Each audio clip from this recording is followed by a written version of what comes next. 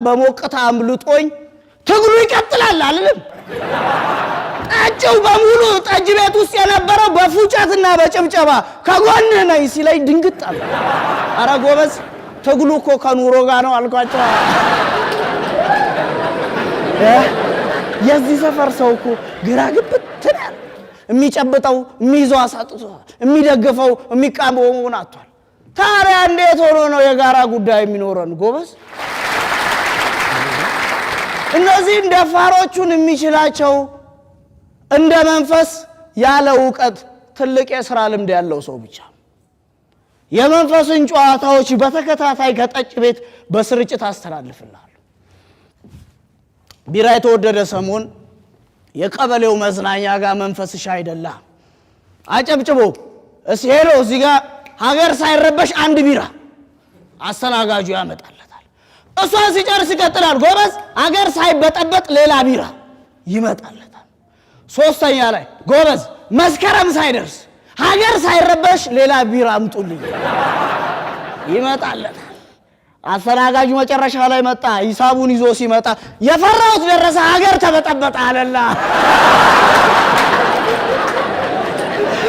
መንፈስሽ ከባድ ሰው እኮ እቺን ጨዋታ እኮ ጠጅ ቤት ሁሉ ይዟት መጥቷል።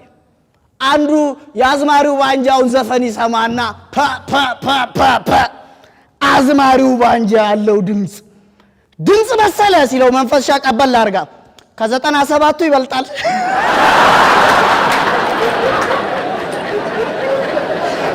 እንደው የያሰፈር ሰው እንደዚህ ሲዝናና ደልቶት አይመስልም? መንፈስሽ እኮ ጉደኛ ሰው በዚህ የሚያበቃ መስሏል እንደ ሰፊው የኛ ሰፈር ነዋሪ አንዱ ታክሲ ተሳፍሮ ይሄደልህ ነው ሆን ብሎ ለነገር ጠብቆ ልክ 4 ኪሎ ቤተ መንግስት ጋር ሲደርስ ወራጅ አለ ጎበዝ ወራጅ አይልም። ረዳቷ ፈገግ ብላ እንደ መንፈስሻ ጎበዝ አታስጎምጀና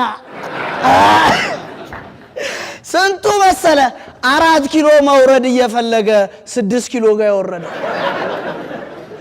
እኔ ምለው ድሮ ያጂልኝ ቀጠሮ ቦታ ምረጪና የሚለው ዘፈን 6 ኪሎ የቲያትር ተማሪዎች ነበር የሚዘፉት። አሁን ከመቼው ቤተ መንግስት ጋር ደረሰ? እዚህ አካባቢ እኮ ከባድ ጨዋታ እኮ መንፈስሽ አለቃለች። ባለፈው በቴሌቪዥን ያየን ምን አለ በነገራችን ላይ ደስታለኝ ስለው የቤተ መንግስቱ የራት እልፍኝ ለሰርግ ይከራያል አለ። እንዴት ስለው ያው ችግሩ ስትፋታ ባንቀስ 39 ነው የሚረቅልህ። እዚሁ ሰፈር ሳንሄድ እኮ መንፈስሻ ጣራ የነካ ጨዋታ አላት። ስለ ፍቺ ካነሳ ድማ እሷንም ጠቀስ አድርገን ማለፍ አለብን። ከደፋሮቹ አንዱ አርለሱ እኛ የነበሩት እነዚህና እነዚያ ተባብለው ፍቺ ፈጽሞ የለም። እነዛኛዎቹ የፍቻቸውን ካስፈጸሙ በኋላ ንብረት ክፍፍል ያስፈልገናል ብለው መጡ። እዛ እነዛኛዎቹ ንብረታችንን አካፍሏላ። እነዚህኛዎቹስ ባለ ጊዜና ባለ አቅም አይደል? መቼ ያፈራችሁትን ንብረት ነው ንብረት የምትጠይቁት? ያላችሁ ኮሮጆ ነው እሱ መውሰድ ትችላላችሁ አላችሁ። እነዛ ቀላል ሰው አድርጋችኋል እንዴ? ነው ኮሮጆ ነው የሚደርሰን? እንደዛ ከሆነ ለብቻችን ምርጫ እናካሄዳለን። አዩ ስበር ጭንጫታ ይዤ ስበር ጠጅ ቤት መጣ ማማልጣሽ ጋር አረ ጎበዝ ማማልጣሽ እነዚህ ሰዎች ምርጫ ለብቻችን እናካሄዳለን እያሉ ስላችሁ ደስታ አስመላሽ። አትፍረድባቸው። ከድሮም ብቻቸው መወዳደር ለምዶባቸው ነው አይደል?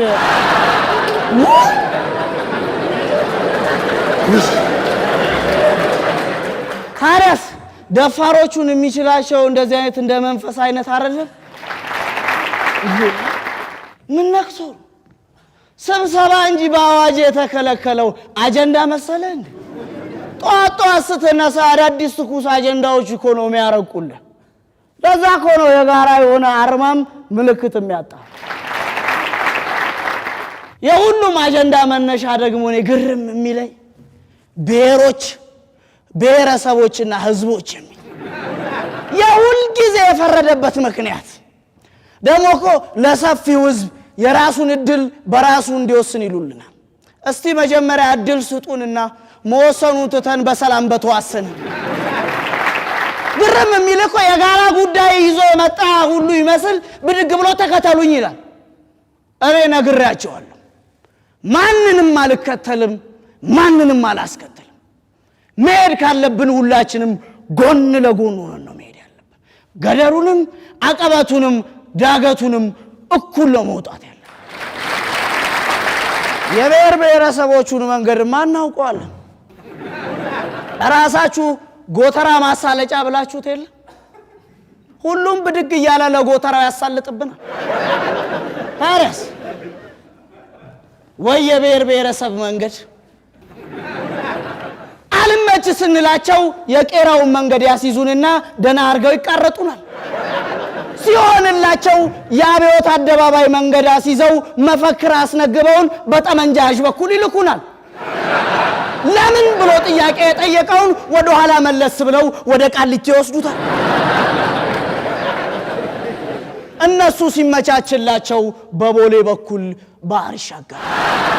እኛ መፈክር ይዘን ዘላለማችንን አብዮት አደባባይ ቆመን አንዴ በድህነት ባህር ጠለል በታች አንዴ በሰላም እጦት እርስ በርሳችን ተደፋፍቀን ስንኖር ተከተሉ ያሉንን የሄድንበትን መንገድ ማናቅ ሁሉ መጣን ሲሉን በተቃወምንባቸው መፈክር እዛው አብዮት አደባባይ ቆመን ተቀበለናቸው ወደ 4 ኪሎ እንሸኛቸው።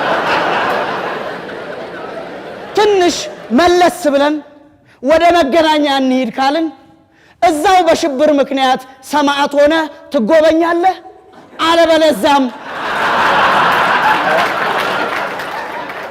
አለበለዛም በህዝብ አውቶቡስ ተገጭተ ዜና ትሆናለህ። የትራፊክ ዜናውም አንድ አይነት አይደለም። ለሹፌሩ ጠጥቶ በማሽከርከር መሪውን በአግባቡ ባለመጠቀምና ለእግረኛ ቅድሚያ ባለመስጠት ለእግረኛውም ግራውን ይዞ ባለመጓዝ የዜብራ መሻገሪያን በአግባቡ ባለመጠቀም የሚሉ አይደሉም። ሁሉ ጊዜ ዜናዎቹ አንድ አይነት ቢሆኑም በትክክል የኛ መገለጫዎች ናቸው። ማንም በስልጣንም ይሁን በገንዘብ የሰከረ ሰው የሹፌር ወንበር ላይ ሲቀመጥና መሪ ሲጨብጥ መሪነቱንም መሪውንም መቼም ቢሆን በአግባቡ ተጠቅሞ ያውቅ።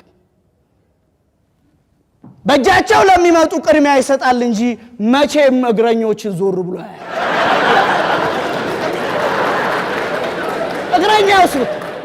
እግረኛውስ ብትል ዘላለሙን ግራ ዘመም ሆኖ ይኖራታል እንጂ መቼም ግራ መስመሩን ይዞ ያውቅ። የዜብራ መሻገሪያውን ሊሻገርበት ይቅርና ራሱ መሸጋገሪያ ሆኖ ይኖራታል። እንኳን መብትና ግዴታውን ሊያቀርቶ በትክክል የሚግባቡም አይመስልም። የሁለቱ ግን አንድነት ሹፌሩም አቆራርጦ አሳልጦ መድረስ ነው የሚፈልገው፣ እግረኛውም በአቋራጭ መንገድ መኪና መግዛት ነው የሚፈልገው። ለነገሩ እንኳን እግረኛውና ሹፌሩ ይቅርና ደንብ አስከባሪውን በትክክል ህጉን የሚያውቀው አይመስለኝም። አንዱ የጋራ ነገራችን የሆነው እኮ ስነ ስርዓት ነበር። አሁን ለስነ ስርዓት ከመገዛት ይልቅ እኮ ስነ ስርዓቱን መግዛት ጀምረን ነው። ታዲያ የጋራ ነገር ብታጣ ለምን ይገርማል? እውነት ነው። ህገ መንግስቱ ጸድቋል። ትርጉሙ ነው እንጂ አልጸደቀም። የቃል ወይም የፍቺ ትርጉሙ ለሰፊው ህዝብ በጋራ የመኖር ትርጉሙ ጎበዝ። አንቀጾቹ እኮ ሰፊው ህዝብ ጋር ሳይደርሱ ሁሉ መጋጨት ጀምረዋል። ታዲያ የዛሬ ስንት ነው ምናምን ዓመት አስቸኳይ አዋጅ ታውጆልናል ነበር። አስቸኳይ የምግብ እርዳታ በሚያስፈልገን ጊዜ የዛሬ ጥቂት ዓመት ነው። አዋጅ እኮ ድሮ ቀረ ጎበዝ። አዋጅና ዶክመንተሪ ፊልም ድሮ ቀረ። ምን ነካ? በህዝቡ ጥያቄ ሁሉ እኮ አዋጅ ይራዘም ነበር። ታዲያስ የዛን ጊዜ ነው አስቸኳይ አዋጁ ወጥቶ አንዱ ሰው ግጥም ብሎ ድራፍት በሚጠጣበት ቤት ገባላ። ሲጋራውን ላጥ አርጎ አይለኩስም። ባለቤቱ ተንደርድሮ መጣ። ጎበዝ ምን መሆን ነው? ምን መስራት ነው? አዲስ የወጣውን ሕግ አልሰማኸውም እንዴ? ሰው በተሰበሰበበት ቦታ እኮ ሲጋራ ማጨስ አይቻልም። ነፍሴ ሲጋራዋን እያጨሰች ቀብረር ብላ ነው። አንተ ራሱ አዲሱን ሕግ አልሰማህም? መሰብሰብ እኮ አይቻልም።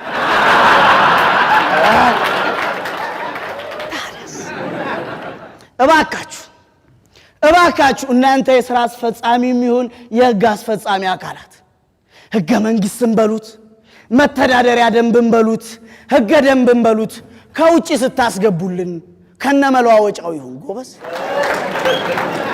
ብዙ ስርዓቶች እኮ ናቸው ብልሹ ሆነው መጠገን የሚፈልጉት እንጂ ከቻላችሁ አዲስ ፍጠሩልን። ካልሆነ እኛን የስርዓት ሸቀጥ ማራገፊያ አታድርጉን።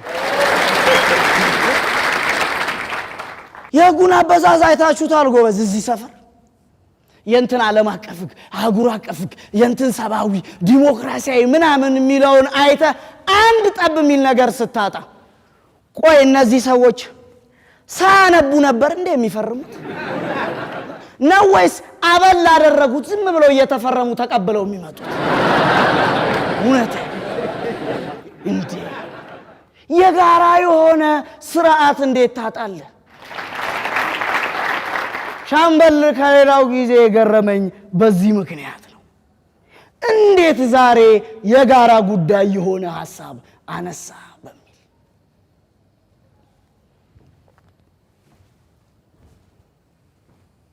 ይሄ ሐሳብ ካልገባ ባዝማሪው ባንጃው ግጥም ከሽኛ ቀርብልሃል።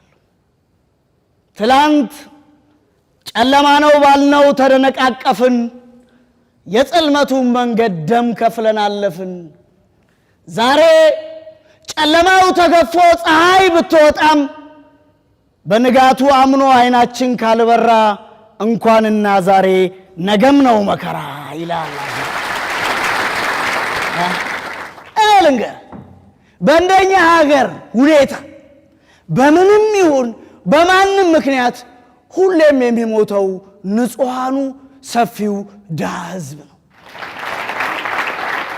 ስለዚህ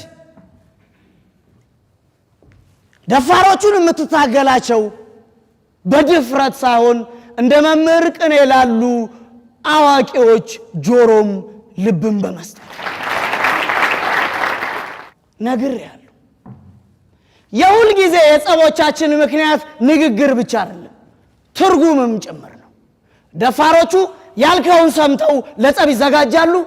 አዋቂዎቹ ያልከውን ብቻ ሳይሆን ልትናገር የፈለግከውን ልታወራ ያሰብከውን ተረርተው ያስተምሩሃል። አዛውንቶችን አትናቃቸው። የናቁት ያደርጋል ራቁት የሚለውን ብሂልህን አትርሳ። አዛውንቶቻችንም ሽምግልናን አታቅሉት። እውነቴን ነው። ብረት በጋለ ጊዜ ነው ቅርጽ ማስያዝ የሚቻለው። ችግኝም ቀጥ ብሎ እንዲያድግ የምትችለው በለጋነቱ ነው። ለጋ ነው ብለህ የናከው አቅም ሲያገኝ ያላጋል። እምቡጥ ነው ብለህ የተውከው አቅም ሲያገኝ አንተ በእርጅና ምክንያት ወንበር ስትይዝ መሮጥ በማትችልበት ጊዜ መጥቶ ያሯሩጥህና በገዛ ልጅህ ክብርህንም ሕይወትህንም ታጣል። ስለዚህ ለአዋቂዎች ለሽማግሌዎች ትልቅ ቦታ ስጣቸው። ያልተገራ አንበሳ ደግሞ ሲፈረጥጥ የሚጠቅመውንም የማይጠቅመውንም እያጠፋ ነው። ለዚህ የመጨረሻ የጠጅ ቤት ጨዋታ አንድ በቀጥታ ስርጭት እናስተላልፍ። ጠጅ እየጠጣን መንፈስሻ መጣ። ጎበዝ ለጎረቤት ሀገር ፕሬዝዳንት የተሰጠው ጋቢ ምን እንደተባለ ሰማህ? እንዴ አለ። እንዴ ምን ተባለ አልኩት። ባድመ። እንዴ እንዴት እለዋለሁ። ያው አልተቋጨማ። በአንዲት ንግግርና አንቀጽ ነው የብዙ ለጋ ሰዎች ሕይወት የሚቋጭ። ስለዚህ የፊልምህንም የኑሮንም ጭብጥ አስተካክል። ከሆነ በኋላ ከመሮጥ ከመሆኑ በፊት አምልጥ። በመጨረሻም ጠጅን ትጎነጭና የዘላለም ግጥም ከአዝማሪው ባንጆ አንደበት ትሰማለህ። እምቡጥ አበባዎች በከንቱ ረገፉ፣ አንዴ ወደ ደጋ ወደ ገፈገፉ። በጻድቆች ቦታ አፈቀላጤዎች እየተሰለፉ፣ ምስኪኖቹ ወድቀው ጨካኞች ተረፉ። ስንቶች ከስንት አንሰው ያለ ስም አለፉ ትሏል። አንተ አክተር ይሁን